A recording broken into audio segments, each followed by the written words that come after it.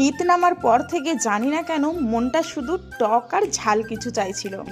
আর ঠিক সেই মুহূর্তে চোখে পড়লো একটা পেয়ারা। আর বিশ্বাস করো এই পেয়ারা মাখাটা আমার পুরো দিনটাই পাল্টে দিল।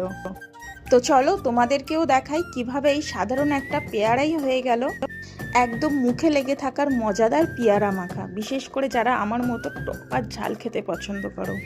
তো সর্বপ্রথম আমি পেয়ারার বোঁটাটা ফেলে দিয়ে পেয়ারাটাকে খুব ভালোভাবে ধুয়ে নিয়েছি এবং মাঝখান থেকে মাছ বরাবর করে 4 ফালি করে কেটে নিয়েছি। আর দেখো আগে থেকে কিন্তু এই তেঁতুলটা ভিজিয়ে রেখেছিলাম, আর এইটা কিন্তু পুরনো তেঁতুল। আর পেয়ারাগুলো কুচি কুচি করে কেটে রেখেছিলাম, আর কেটে রাখা পেয়ারার উপর দিয়ে দিয়েছি সম্পূর্ণ তেঁতুলের কাঠটা।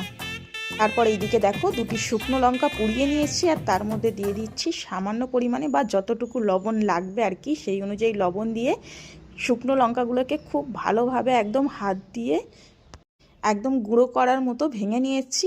আর দিয়ে দিচ্ছি এর মধ্যে পরিমাণ মতো সরিষার তেল। তোমাদের বাড়িতে যদি কাসুন্দি থাকে একটু দিয়ে দেবে, সেই লেভেলের টেস্ট হয়। তো দেখো সবগুলোকে একদম খুব ভালোভাবে মাখিয়ে নিয়েছি। এবার টেস্ট করার পালা। ভয়েস ওভার দিতে দিতে এখনও আমার গালে জল চলে এসছে, কি বলবো। অসাধারণ হয়েছিল পেয়ারা মাখাটা। তোমরা যারা যারা আমার মতো পেয়ারা মাখা খেতে ভালোবাসো তারা ভিডিওটি অবশ্যই শেয়ার করে নিজের টাইম রেখে দিও।